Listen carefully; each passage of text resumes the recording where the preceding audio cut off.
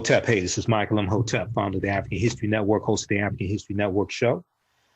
I'm a talk show host, researcher, lecturer, writer, and historian.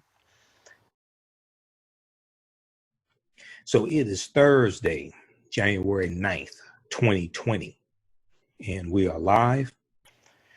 And I wanted to deal with this topic. I ran out of time on my Sunday night show, the January 5th, 2020 edition of the African History Network show on 9:10 a.m. Superstation WFDF, when we broadcast here on Facebook Live also. I touched on this topic a little bit, but there was more information that I had that did not get a chance to get to. So everybody share this broadcast on your Facebook page, invite your friends to tune in, and African-American business owners post the name of your business here on the thread of the broadcast. We'll let you know how you can advertise with the African History Network. So every New Year's Day, and you may have done this past New Year's Day, right? In African-American households, they eat black-eyed peas. And I remember when I was a kid, my mother would cook black-eyed peas for New Year's Day, and it was a tradition. And she said this to bring good luck for the new year, right? So it was something that we did, but I didn't know why we did it, besides my mother singing, oh, we're going to eat black-eyed peas, right? But I didn't know why we did it. But there's a tradition behind this. So I want to talk about this. Why do African Americans eat black-eyed peas on New Year's Day? And then also in doing research on this topic, I came across additional information dealing with American foods that we did not know that were actually African foods, okay? And this deals with understanding the transatlantic slave trade. And during the transatlantic slave trade, it was not just Africans who were brought from Africa, but it was also food brought from Africa to America, which also changes America and changes the palates, changes the taste of white Americans as well. All right. Okay, so how's everybody doing? Share this broadcast on your Facebook page. Then also follow us here on our Facebook fan page, The African History Network, The African History Network. And on our YouTube channel, Michaellmhotep, Imhotep. And you can donate to the African History Network as well, paypal.me/STheAHNShow. And then also on Cash App, $TheAHNShow on Cash App. All right, so one of the first articles I saw dealing with this for 2020 was from the Columbus Dispatch, okay, dispatch.com. Black-eyed peas reach deep into African-American tradition. Black-eyed peas reach deep into African-American tradition. And I've been looking at articles from the LA Times, Washington Post, Atlanta Journal-Constitution. There have been a number of articles written about this tradition. Also, blackpast.org has an extensive article dealing with African foods. How do they put it? Transatlantic food migration, the African culinary influence on the cuisine of the Americas. It's a very deep, it's like 8 or 9 pages, very deep article, which deals with how African slaves, because they're the ones cooking the food, and because there are also foods brought from Africa, African slaves are changing the taste of their slave masters, okay? Not just the foods that they're cooking and foods they're bringing from Africa, but also the spices, the way they season the food as well. And we see this also in fried chicken. Okay, so there's a deep history behind all of this. All right, so if we look at this article from the Columbus Dispatch, and let me pin this information here also. Okay, if we look at this article from the Columbus Dispatch, it talks about black-eyed peas reach deep into African American tradition. And one of the things it talks about in the article is the first big meal of the new year with a pot of black-eyed peas at its center is deeply entwined with African American culture. Now, Jessica B. Harris is a food historian, and she was also cited in an article I read from National Geographic dealing with African foods that we thought were American foods. But food historian Jessica B. Harris said, eating black-eyed peas on New Year's Day has been done by Black Americans to ensure good luck in the incoming year. And she fondly recalled attending the lively New Year's Day party Maya Angelou held at her home in Harlem, New York, where Black Eyed Peas were served. Jessica B. Harris said, this tradition carries over from the Black American community into the general Southern community in many places and persists in the North as well as a result of the Great Migration. So the Great Migration is going to change this country. And it's important to understand the Great Migration is basically from 1915 to about 1970. 6 million African Americans migrate from the South up north and out west. Prior to the Great Migration, basically 90% of African Americans lived in the South as a legacy of slavery, 246 years of slavery. Okay, so Black Eyed Peas were domesticated in West Africa and carried to the South and the Caribbean in the era of slavery. Food historian Jessica B. Harris said, dried legumes were looked down on as a poor man's food, but the economic scarcities of the Civil War severely impacted the diets of both enslaved Africans and white Southerners. So when we look at the Civil War, 1861 to 1865, the South is going to be destroyed because of the Civil War. Plantations set on fire, bridges knocked out, all different types of things like this. The South is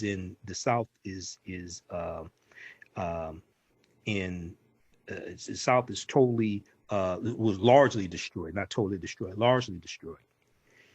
This is why you need a reconstruction to reconstruct the South. But one thing that oftentimes is not focused on when we look at what's known as the Freedmen's Bureau, the Bureau of Freedmen, the U.S. Bureau of Freedmen, Refugees, and Abandoned Lands. We know they were providing services to the formerly enslaved Africans, the Black freedmen. They were helping them find lost loved ones and put the family back together. They were helping them get married. They were helping them do things like they were helping them put money in banks, all different types of things like this. But the Freedmen's Bureau was also helping destitute white people,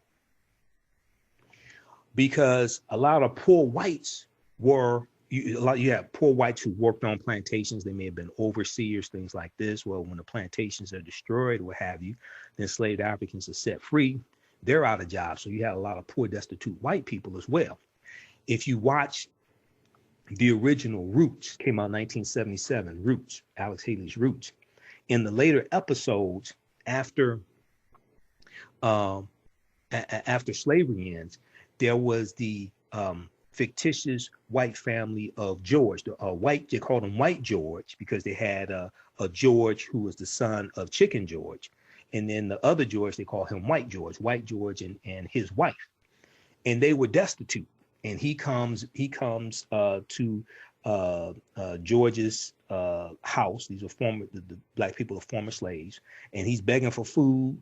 And then while he's sitting there eating, he says, his wife was outside, she's pregnant. So the former slaves bring them in and feed them also, right? You had a lot of destitute white people that oftentimes are not talked about.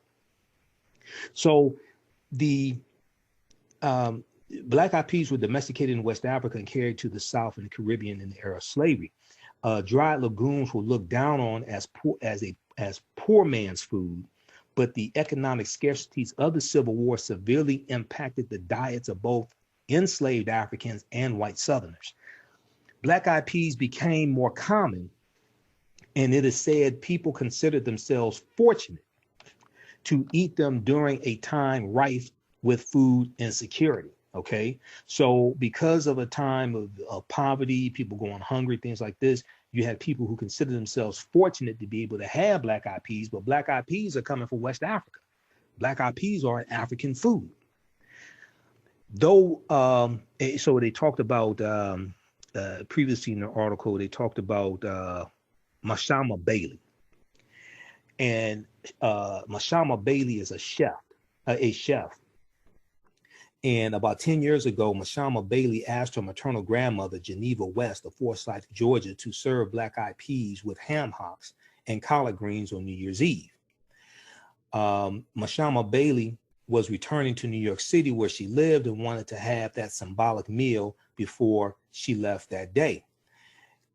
And her grandmother suggested her grandmother suggested her reluctance to serve the dish before New Year's Day, but Geneva West ultimately agreed. Okay, so though Bailey's family uses ham hocks in its black eyed peas, she opts for a vegan approach that produces a clean, pure pea flavor, PEA. It also allows her version to be enjoyed by those who don't eat meat. Okay, so I don't eat meat. So when I cook black eyed peas, I ain't have black eyed peas New Year's Day. I guess I need to have some, right? But I don't put meat in it. Okay, but putting ham hocks in it, that's something I guess that we get from slavery. All right, some of us are vegans or vegetarians and don't mess with meat. So we see this tradition practiced by African Americans across the country, not just in the South, across the country on New Year's Day, and there are variations of it also. So Atlanta Journal-Constitution has an article because some people eat collard greens along with black eyed peas. Also, some people eat cornbread. Okay, and eating peas is eating round food. The different types of peas is associated with coins, which is money. Eating cornbread, corn is yellow, is associated with gold. Okay, so both of these deal with prosperity. So Atlanta Journal-Constitution has an article. This is why we eat black eyed peas on New Year's Day. This is why we eat black eyed peas on New Year's Day, from Stephanie Toone, Toone. This is from December 31st, 2019. And in this article, they talked to, they reference researcher John Egerton, who wrote the book Southern Food at Home, on the Road, in History. And the article says a few culinary experts have some clues how this tradition came to be, talking about eating black eyed peas and collard greens, okay, on New Year's Day. And we see this a lot in the South, and as Southerners migrate throughout the United States, they take this with them. And John Egerton said black eyed peas are associated with a, quote, mystical and mythical power to bring good luck, end quote. So when I look at different sources for this, black eyed peas are associated with prosperity and good luck. Now, according to a report by Southern Living, the black eyed peas have that lucky reputation reaching all the way back to 500 AD as a part of the Jewish holiday of Rosh Hashanah, which is the Jewish New Year. Now, in an article from USA Today, Linda Palacio, Pelaccio, who is the host of a culinary radio show called A Taste of the Past, Linda Palacio said that peas and other lentils are associated with the holiday, okay, Rosh Hashanah. Eating them along with collards with their green color represent a financially prosperous new year. Okay, so eating lentils, whether you talk about black eyed peas, other types of lentils, along with collard greens that are green, are associated with a financially prosperous new year. If we look at the article from USA Today, let me pull this up. The article from USA Today that they cite is from December 31st, 2019. It's called Eating for Luck on New Year's: Why Foods from Grapes to Peas Promise Prosperity. Eating for Luck on New Year's: Why Foods from Grapes to Peas Promise Prosperity. Okay, and we'll post I'll post the links to these articles here in the thread of the broadcast when we're done. All right, how's everybody doing? African-American business owners speaking of prosperity, right? African-American business owners, post the name of your business here on the thread of the broadcast. Email us at customerservice@africanhistorynetwork.com, customerservice@africanhistorynetwork.com. We'll let you know you can advertise with the African History Network. Then also you can donate to the African History Network. That helps us keep doing the research, stay on the air, broadcast our Sunday night show, pay the bills, etc. $ the AHN show through Cash App, or PayPal.me/the AHN show through PayPal, or at our website AfricanHistoryNetwork.com. Click on the yellow donate button. All right, let's continue here. Okay.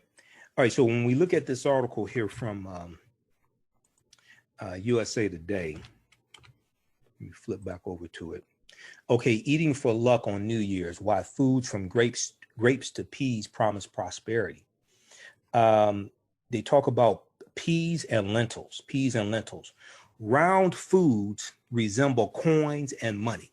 Okay, Linda Palacio says, eat these symbolic foods, many believe, for a financially successful new year. On the contrary, don't eat the round foods and you could have a year of bad luck, okay? If you eat peas with greens and cornbread, then that's even more auspicious. What with green being the color of money and cornbread calling to mind gold. Black-eyed peas are served with rice in the traditional Southern U.S. dish called Hoppin' John, Hoppin', Hoppin' John, John. So I was looking at articles from Washington Post, things like this. So I keep seeing this dish, Hoppin' John. Now, I didn't know about Hoppin' John. You know, my parents are from the South, but I ain't never ate chitlins. And my mother ate chitlins because she did that out in Tennessee. I had never eaten a chitlin. I have not eaten a chitlin to save my life.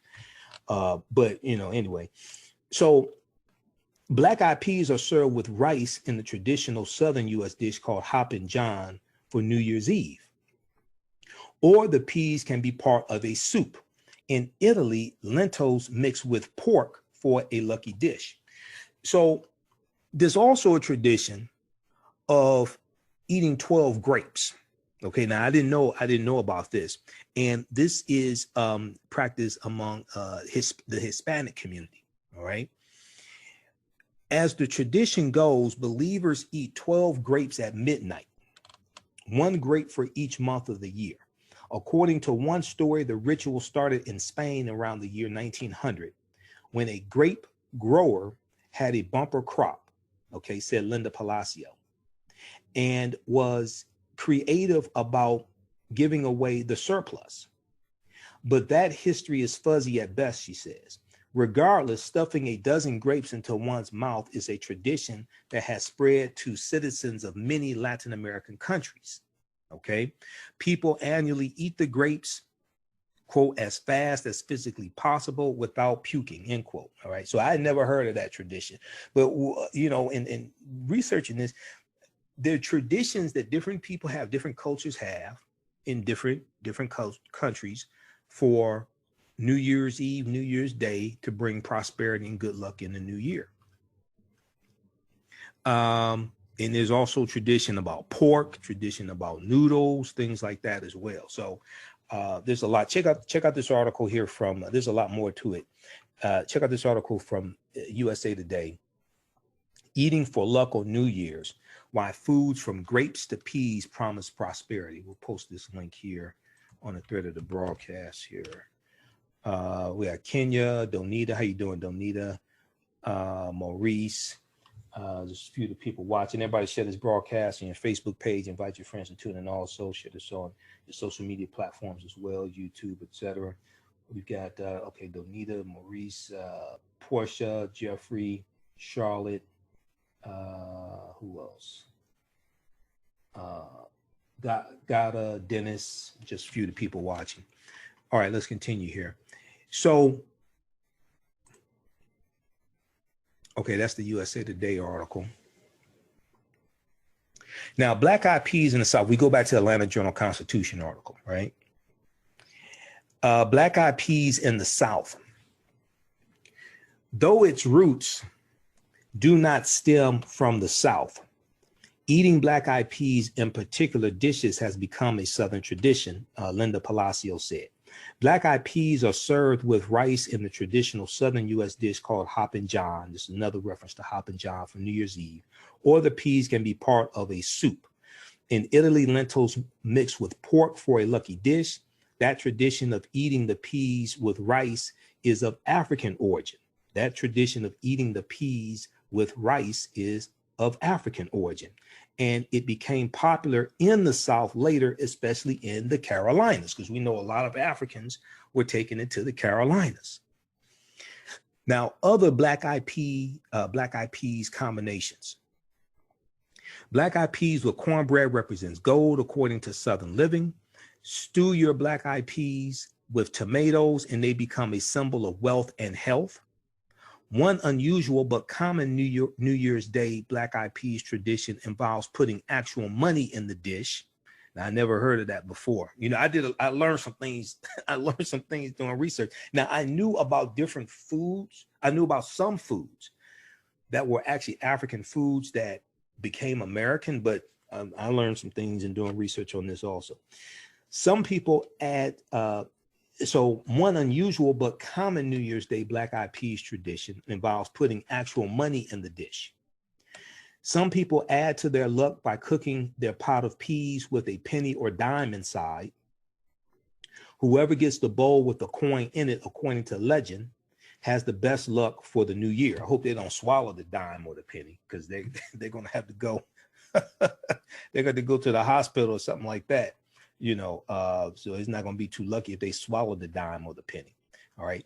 But check out this article from the Atlanta Journal-Constitution. This is why we eat black eyed peas on New Year's Day, by Stephanie Toone, Toone. All right. Now, there was a really good article from National Geographic. And this deals with African foods you thought were American, Okay. And let me see. I want to make sure I'm not skipping over some other articles. Oh, LA Times had a good article for many black families. New Year's greens and black eyed peas fill the belly and soul. This is from January 1st, 2020, from LA Times. Let's see. Okay, and they talk about Hoppin' John again in this article as well. All right, so that's one there's a lot of anecdotes in that one.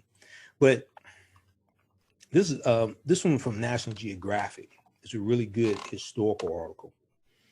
5 African foods you thought were American. It's likely that something you ate or drank today was first brought to North America by slaves.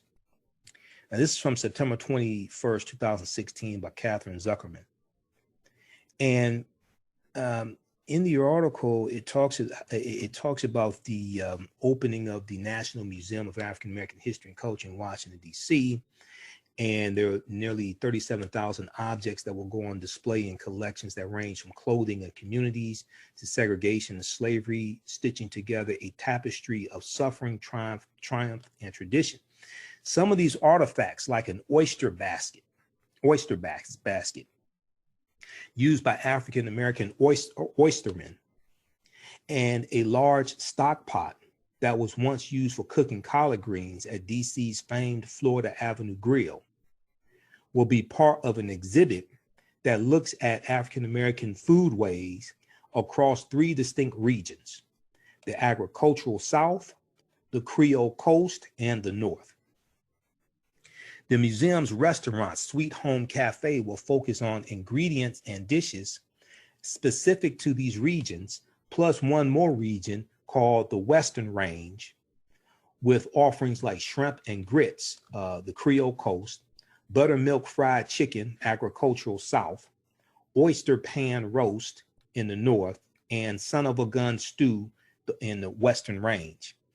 Now, they spoke with Jerome Grant. Jerome Grant is an executive chef at Sweet Home Cafe. And he said each of the 4 regional stations demonstrate the migration of African-American people and culture through foodways.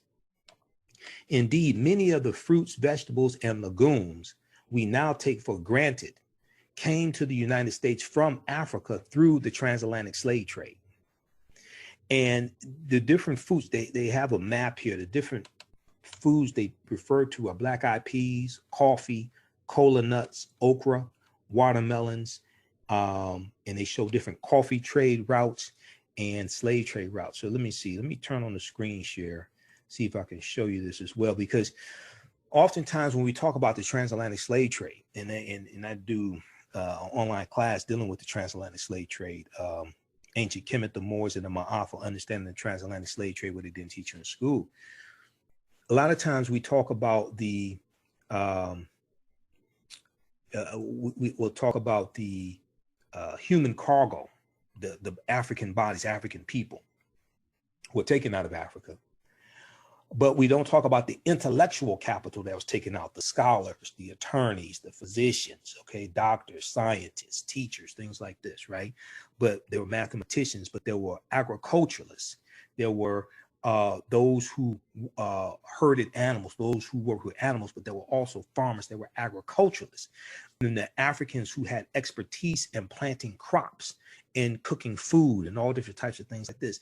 So that intellectual capital was brought to this country. And then you're going to have African foods that are brought here as well, because you have, when you have enslavers on the slave ships, they're, when they're buying Africans or what have you, or trading, however they're doing this, it varies from place to place. They're also getting food as well. They're also getting foods. And then also in the Caribbean, they're going to do the same thing in the Caribbean. And some of those Africans are going from Africa to the Caribbean and then coming here as well. Okay, so if we look at this quickly here, and let's see if we can zoom in.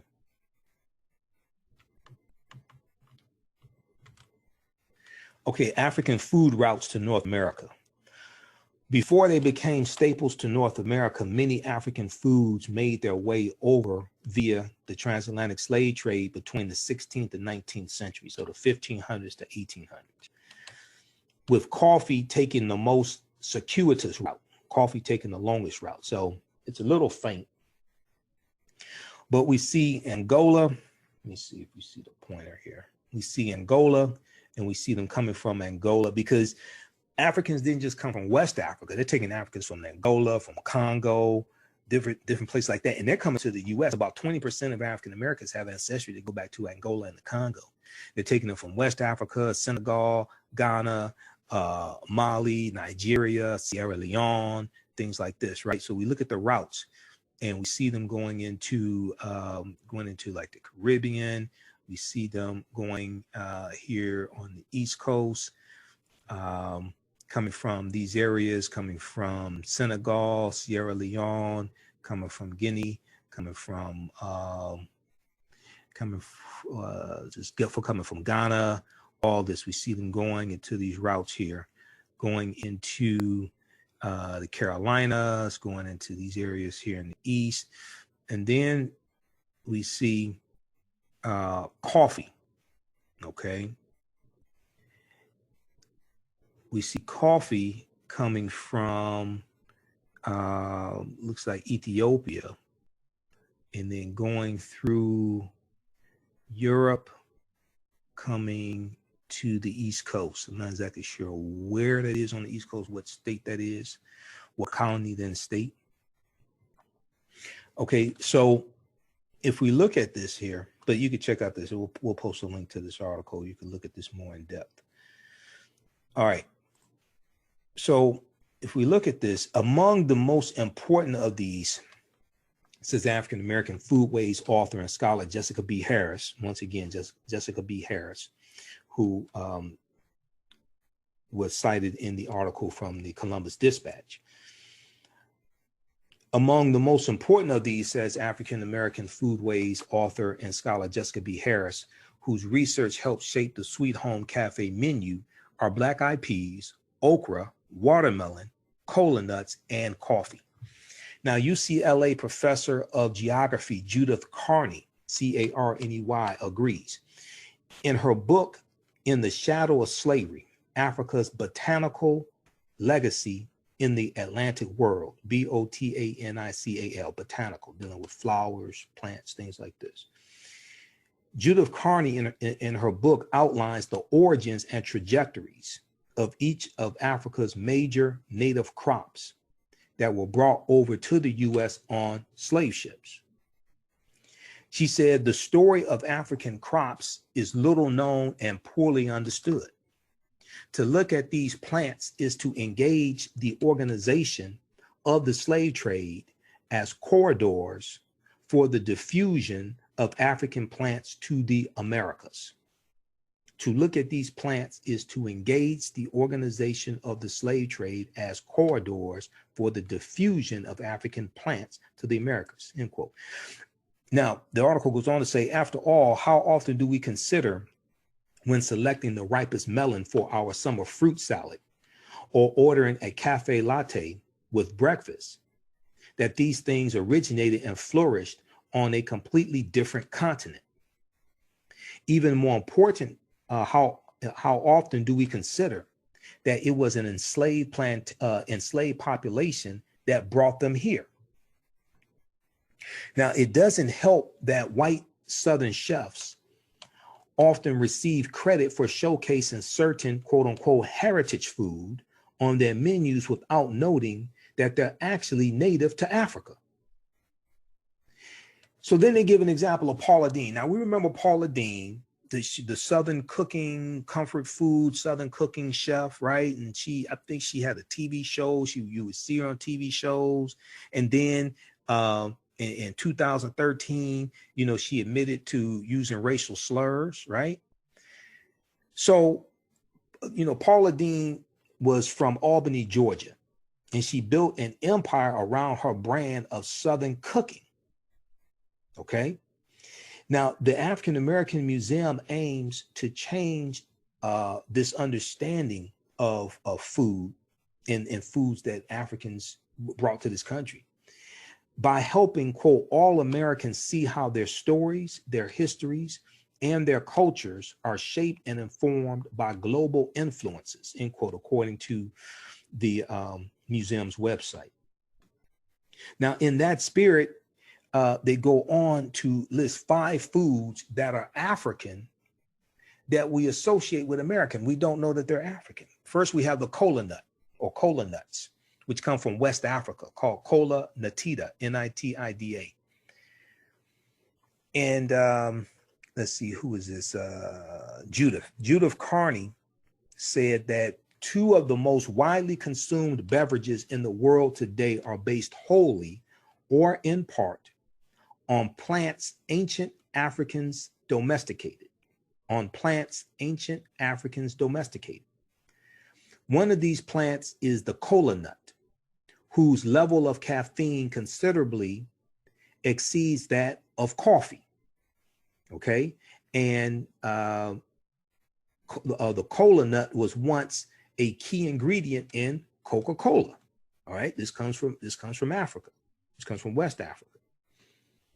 Enslaved Africans used the cola nuts to freshen the fetid, F-E-T-I-D, water available on the ships on their voyages across the Atlantic, which undoubtedly contributed to the early presence of the cola nut in New World plantation societies, Judith Carney said.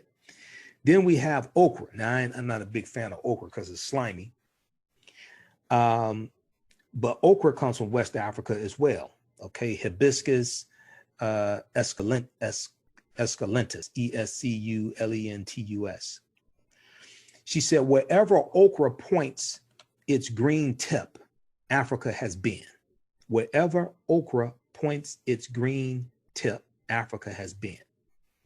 This is what Jessica Harris said. And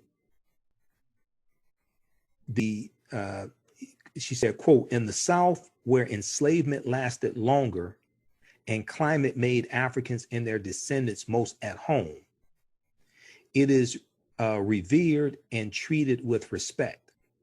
It's an ingredient in the Southern succotashes of many states and reigns supreme in many of the gumbos of New Orleans and Southern Louisiana.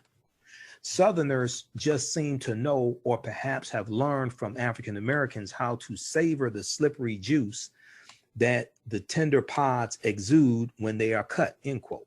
Okay, so okra comes from West Africa. I'm not a fan of okra. You can have my serving of okra.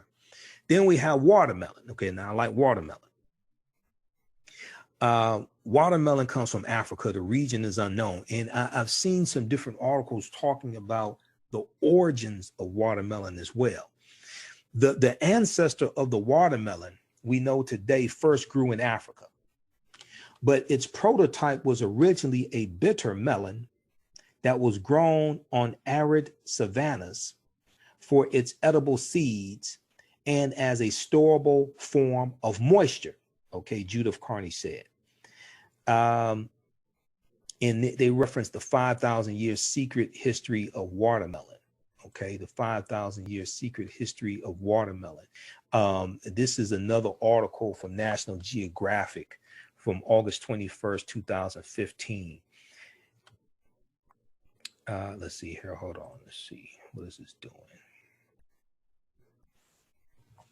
Okay, just a second. It's asking for my email address again for some reason.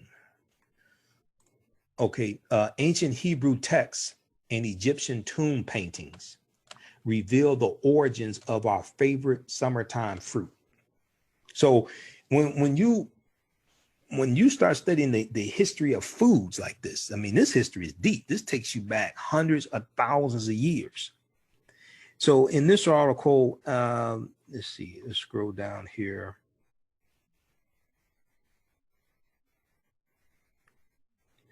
All right, so they talk about a pharaonic fruit, and they say people have been eating watermelons for millennia.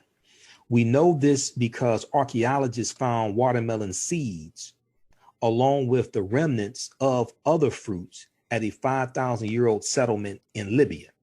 Okay, so 5,000 years ago, Libya was black. All right, for people that don't know. Seeds as well as paintings of watermelons also have been discovered in Egyptian tombs built more than 4,000 years ago, including King Tut's. Okay, one tomb painting in particular stands out. The watermelon depicted in the image is not round like the wild fruit. Instead, it has the now familiar oblong shape, suggesting that it was a cultivated variety. A fair question to ask is why the Egyptians, or the Kemet, or the Kemites, or the Kemet too, because Kemet, K-E-M-E-T, is one of the original names for what we call Egypt. Kemet meaning the land of the blacks. A fair question to ask is why the Egyptians began cultivating wild watermelons in the first place. The fruit was hard and unappetizing, tasting either bitter or bland. Yet somebody at some point said, hey, let's grow more of these. The answer is in the fruit's name, water. Unlike other fruits, watermelons could remain edible for weeks or even months if kept in a cool, shaded area. A National Geographic correspondent visiting Sudan in 1924 saw watermelons being collected and stored this way during the dry season, when they would be periodically pummeled to extract their water. Okay, and then they cite who is this? Paris, last name Paris, Harry Paris. Okay, Harry Paris is a horticulturalist at the agricultural research organization in Israel. And Harry Paris has spent years assembling clues, including ancient Hebrew texts, artifacts in Egyptian tombs, and medieval illustrations that have enabled him to chronicle the watermelon's astonishing 5,000-year transformation. So there's a deep history behind these foods. So when, you know, I did a video, I think I'm gonna have to do it again because it was on my old laptop, and this laptop has a much better camera on it. I did a video dealing with how watermelons became a racist trope, how watermelons became negative for African Americans, because for some African Americans during slavery, we would plant watermelons, and we were allowed to plant watermelons. And for some of us, we could sell them and make some money, even during slavery. we may be enslaved, but we can still plant watermelons and either share what we, for some of us, we could sell the watermelons, make some money, share some of the money with the slave owner, what have you. But after slavery ends, when you're going to have Black freedmen, former slaves who own land, watermelon was one of the crops that we grew because we had experience growing watermelon, and this experience growing watermelon is ancient. But when we were free in growing watermelon, then watermelon became looked at. White people associated that as being something negative because we're free and we're growing watermelons and we can make money off of it. And watermelons for us was a sign of independence. It was a sign that you own land, you could grow this crop, you can make money. So watermelons for us after slavery became a sign of independence. But there's an ancient history, an ancient African history to watermelons as well.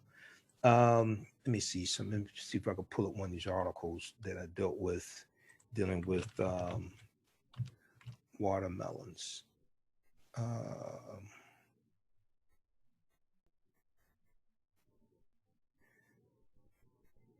Yeah, theAtlantic.com has a good article, How Watermelons Became a Racist Trope. There's a number of articles I read dealing with this, but theAtlantic.com has one.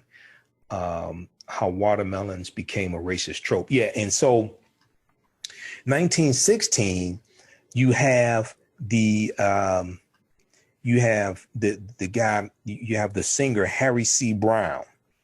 1916, he records a song for Columbia Records called N-Word Love a Watermelon, Ha Ha Ha. That was the name of the song. Because what we're going to see is in the early 1900s, we're going to see these caricatures of African Americans eating watermelon and it being something negative.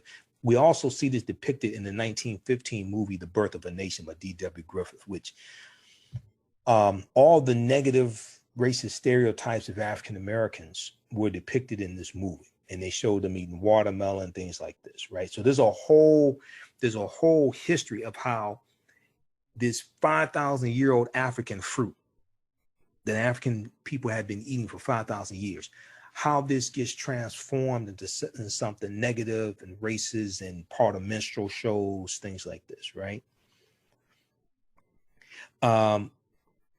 But Harry C. Brown writes, he sings this song and it's a big hit. 1916. This is during the beginning of the Great Migration.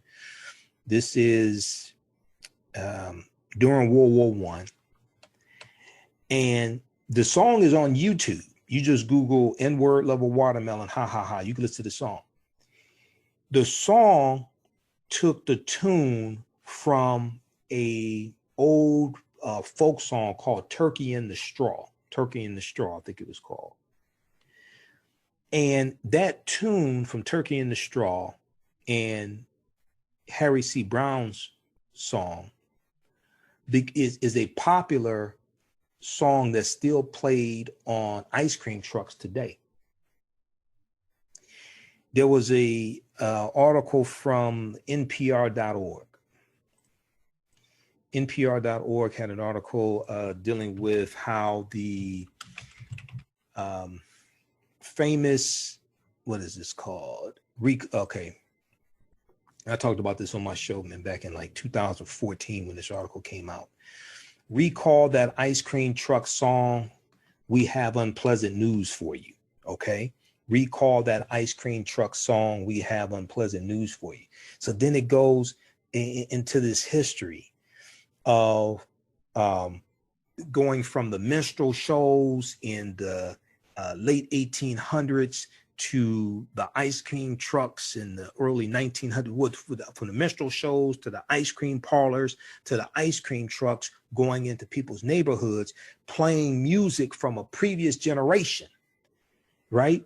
And tapping into that nostalgia and playing music associated with minstrel shows. All right, there's a deep history behind all of this stuff. let me see. Let's pull this up on other computers, see if we can play this song here. So when you hear so when you hear this song on the ice cream truck, right? You know what's going on. Let's see here. Let's pull this up. But also if you go on YouTube, and because like in a couple of my lectures, I played some of this song. N-word level watermelon, ha ha ha. And you have to understand this stuff was commonplace, like early 1900s, things like this. Now we do it to ourselves, and we get Grammy awards for doing that. You know, imagine that. We get NAACP awards, and get the N-word all in our music. But we used to fight against stuff like this. We used to have enough sense to protest against things like this. Now we become complicit in our own dehumanization. Let me see something here. They said, okay.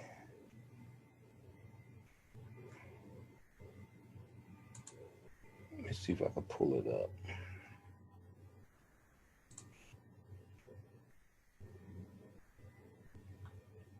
Now this is Turkey in the Straw. I just want you to hear the melody.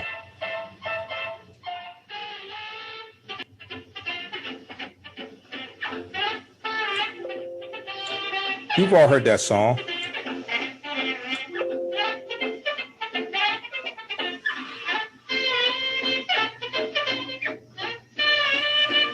So we've all heard that song on the ice cream truck. So that's the 1942 version of Turkey in the Straw. But that song was also, that's an old song. That goes back to the late 1800s, something like that, Turkey in the Straw. But that was used as the melody for N-word level watermelon, ha ha ha, in 1916. Okay. So, and that song is still played by, this song is still played by ice cream trucks today. All right, so and this ties into the history of the minstrel shows in this country. All right, so you know what you do for yourself, what you do to yourself, and what you allow other people to do to you and get away with is based upon what you think about yourself. What you think about yourself is based upon what you've been taught about yourself. What you've been taught about yourself is based upon everything you've read, heard, and seen about yourself. All right. So when you start studying this history, you start studying the history of the minstrel shows going back to slavery, going back to 1828, about 1828, 1829, T.D. Rice, Thomas Dartmouth Rice creating the Jim Crow character. And Jim Crow character comes from the song "Turn Around, Jump Around, I Jump Just So." Every time I turn around, I jump Jim Crow. And then T.D. Rice being known as the father of the minstrel shows. And minstrel shows spreading all throughout the country, South and North, and becoming one of the top forms of entertainment in this country. You know, and they're lampooning and caricatures of African Americans, dehumanizing images of African Americans, things like this. And we're going to see this. We see this come to radio when we have Freeman Gosden and Charles Correll in the 1920s create the characters of Amos and Andy, which became like the most popular radio show of its time, Amos and Andy. These were two white men who oftentimes would perform on the radio in blackface because they would take pictures, put them in newspapers, put them in magazines, things like this. I'm an old radio show buff, so I study like the history of old radio shows, things like this. Freeman Gosden and Charles Correll created the characters of Amos and Andy.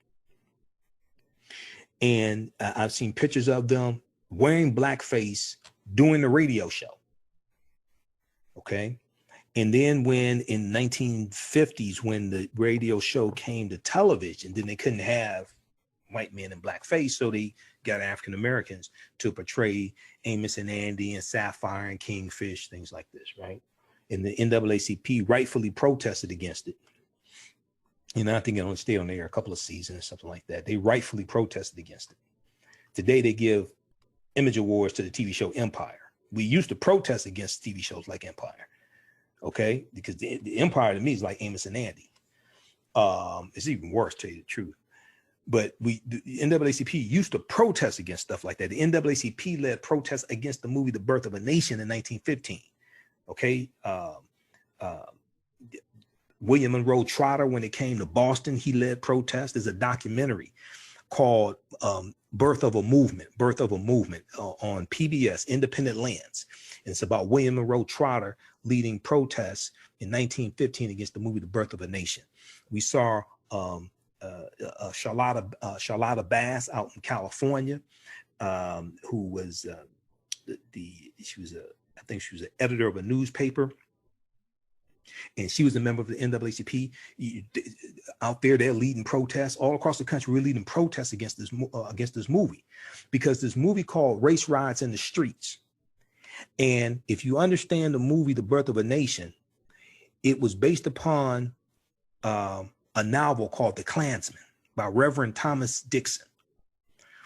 And this movie glorified the Ku Klux Klan. It showed the Ku Klux Klan as being the heroes at the end of the movie, putting down a rebellion of former Negro Union soldiers, because the movie takes place during slavery, the Civil War, and Reconstruction. Okay, to make a long story short, because I want to get back to this main topic.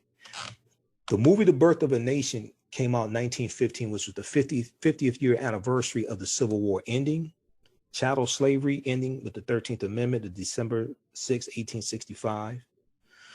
And all the hatred that the South had for losing the Civil War was shown in that movie.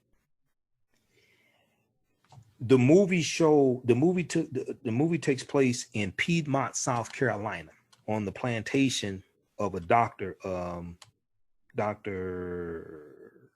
forgot the doctor's name. But he's a nice, quote unquote, nice slave owner. And there's a scene in the movie. The movie is a silent movie. Okay, it's 3 hours in length. It costs $100,000 to make the movie. Most expensive movie at the time, longest movie at the time. It's on YouTube. You can watch the entire movie. They have captions. Okay, so be prepared. It's a silent movie directed by D.W. Griffith. But the movie was he used filmmaking techniques and shots and things like this that had never been seen before. All right. The movie made the case really to bring slavery back, because this goes to the case that the South was making to maintain slavery. The South was saying that slavery was a system that benefited everybody. They made the case that enslaved Africans were too ignorant to take care of themselves. If you had a benevolent or nice slave master, then the enslaved Africans would become almost part of the family, and he would take care of them and provide food and clothing and shelter for them. Okay. There's a scene where they show the slaves on the plantation singing and dancing and entertaining the doctor and his family. They're sitting on the doctor and his family sitting on the porch, and the little slave children and enslaved Africans are dancing and singing, entertaining them, right? This is the case that the South was making. The South was making that the case that the system of slavery had a system of checks and balances. If you turn the Africans free, they will not be able to take care of themselves. They're going to be wild. And you're going to have black men trying to rape white women. That's depicted in the film. Okay. Now, most of the characters who were supposed to be African Americans in the movie were white people in blackface. And there's a scene where they have quote unquote the big black brute trying to rape a white virgin. This movie calls Race Riots in the Streets. This movie rejuvenated the Ku Klux Klan in this country, because if you know anything about the Ku Klux Klan had largely died out by 1815. The Klan was severely hurt by the 1871 Ku Klux Klan Act of 1871. But by 1915, this is 50. So the Klan is founded December 24th, 1865 in Pulaski, Tennessee. Okay, it's founded about a week after the 13th Amendment is ratified, December 18th, 1865. So the Klan is large. They still exist, but they're weak. They've largely died out by 1915. A lot of the early Klan members are dead. This movie rejuvenated the Ku Klux Klan. And the Klan becomes very powerful again in the 1920s. So around 1926, you see the Klan, they have the march in Washington, D.C. outside the U.S. Capitol building. The Klan becomes very powerful again because of this movie. And the movie was so powerful that in newspaper ads, in newspapers where they had ads advertising the movie The Birth of a Nation, the Ku Klux Klan would oftentimes take out recruiting ads next to the ad of the movie The Birth of a Nation. Because when you saw the movie poster for The Birth of a Nation, they had a Klansman on a horse in the movie, on the movie poster. The first 30 days that the movie was out, the movie was called The Klansman. Then the name was changed to Birth of a Nation. So when you look at that, and then and we see the Klan, they had another rejuvenation during the civil rights era, during like the 50s and 60s, things like that. But the movie The Birth of a Nation was a significant movie in the history of this country. All right, so check out the article from npr.org, Recall the Ice Cream Truck Song. Okay, check that out. We got Carla, Lisa, how's everybody doing? Laura, what else is here? Okay. And in African American business owners, post the name of your business here on the thread of the broadcast. Our current promotion, buy 1 month, get 2 months free. Buy 1 month, get 2 months free. We can get you up and running today. Email us at customerservice@africanhistorynetwork.com. Customer service at africanhistorynetwork.com. Okay. We promote your business through our Facebook Live broadcast, also through the audio podcast of the broadcast throughout the week. We're on 8 different audio podcast platforms like Stitcher and Castbox, Acast, FM Player, TuneIn. I just recently uploaded some podcasts. We'll be uploading some more the next few days. So in 2020, a lot of people want to get their financial house in order, and certified financial planner Martisha Patterson can help you with this. Now, financial planning is an important tool helping you get and keep control of your finances and over time build wealth. A certified financial planner is a resource who can help analyze your financial situation and discover resources you can use to maximize your success. Martisha Patterson is a certified financial planner with over 20 years in the wealth management industry. She will help you apply proven tools, techniques, and strategies so you can meet your financial goals. What she's offering is a transformative way of thinking, which will lead to a successful outcome. Contact her today for a free consultation. Visit her website, pattersonplans17.com, pattersonplans17.com, or give her a call, 646-552-4384, 646-552-4384. You can also email her at pattersonplans17@gmail.com. Now, for African-American authors, e-commerce store owners, those that sell African garb, jewelry, books, all different types of things like this, contact the African History Network. We can help you market your business and products to African Americans all across the country. Author Teresa Roseman is the author of the book She Remembered Her Path. She Remembered Her Path is available right now on eBay, Barnes & Noble, and Amazon. And it's also can be found on Amazon Kindle. She Remembered Her Path is a book. It is a poem which centers on Sheteria. Sheteria is a woman who finds herself in trouble. She feels she cannot make decisions that were simple in her younger life. The fear is she has stepped off the path she has created and now needs guidance to return to her confident self. Find out what happens to Sheteria in the book She Remembered Her Path, available at eBay, Barnes & Noble, and Amazon.com. All right.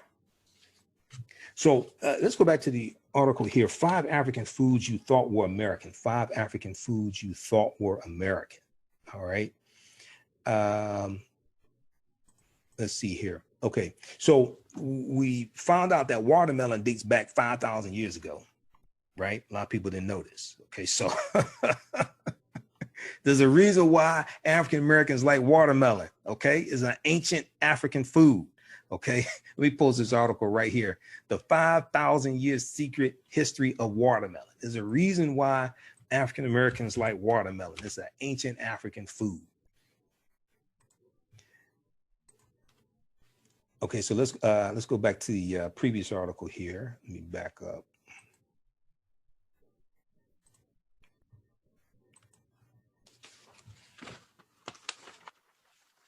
All right, so we've talked about cola nuts, we talked about okra, and then a watermelon also.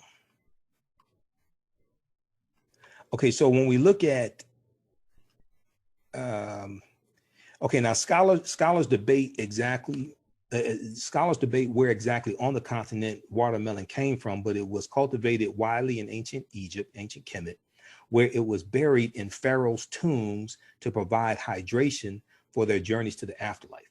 So when we look at black-eyed peas, also known as cowpeas, C-O-W-P-E-A-S, we find cowpeas coming from Central and Southern Africa. Now, black-eyed peas, cowpeas are high in protein with leaves that are rich in minerals. Black-eyed peas grow quickly, suppress weeds, and improve yields of other crops. The legumes were used as a provision on slave ships and later also used to feed livestock in the U.S., hence the alternate name cowpea, C-O-W-P-E-A, cowpea. Black-eyed or cowpeas. Black-eyed peas are associated now with New Year's Day in the American South and are a key ingredient in Hoppin' John, a dish made with greens and pork that symbolizes good luck. So I read a number of articles that talked about this Hoppin' John because I had never heard of Hoppin' John before now. I haven't had meat going on like 12 years. Let's see, been veteran since 2005, 2015 years. Okay. So I had never heard of Hoppin' John. Now we look at coffee. Okay. Coffea arabica. Okay. Which comes from Ethiopia. Many people associate coffee with South America. But, quote, Ethiopia is the birthplace of the world's premier coffee, said Judith Carney.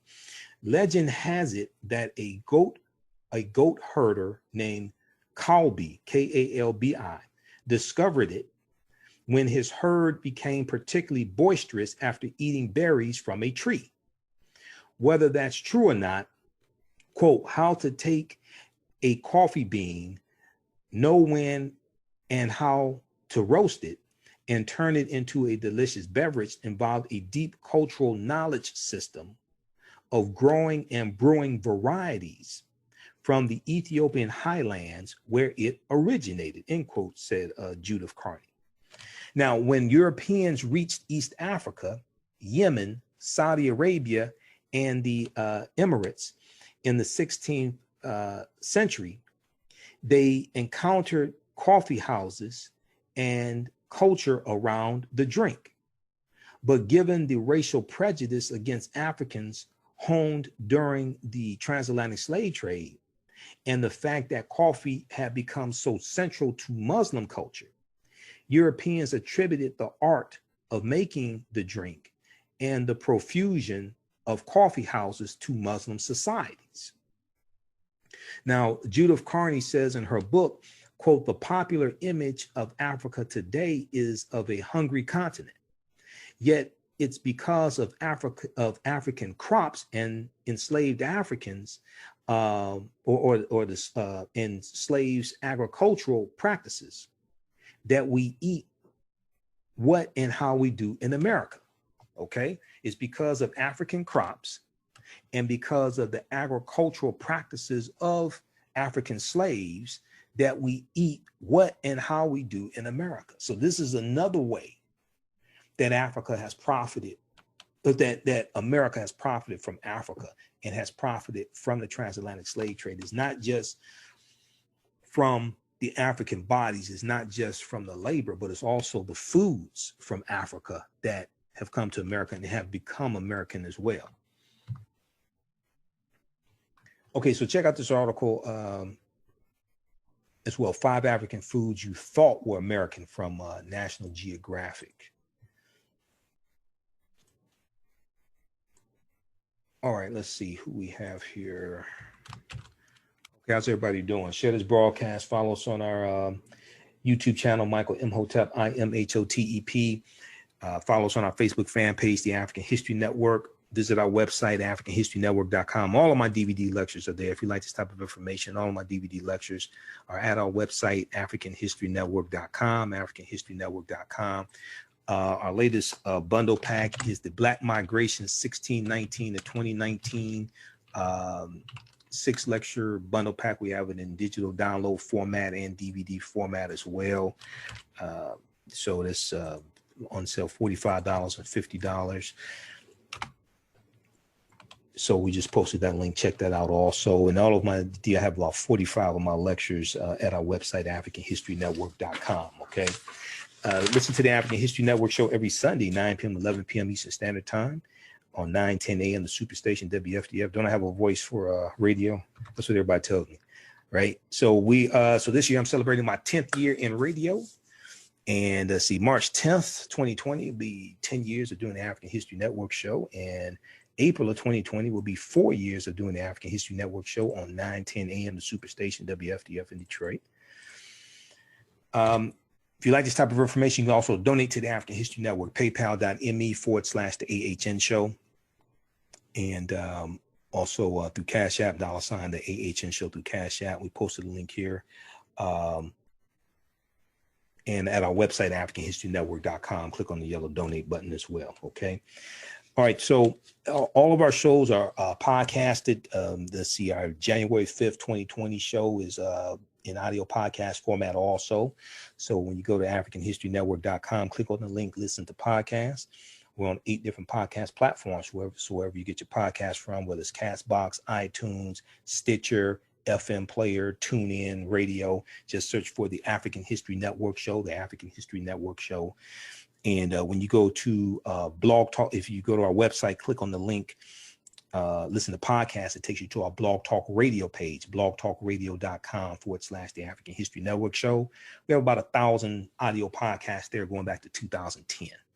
Okay, so I've been doing this for a minute.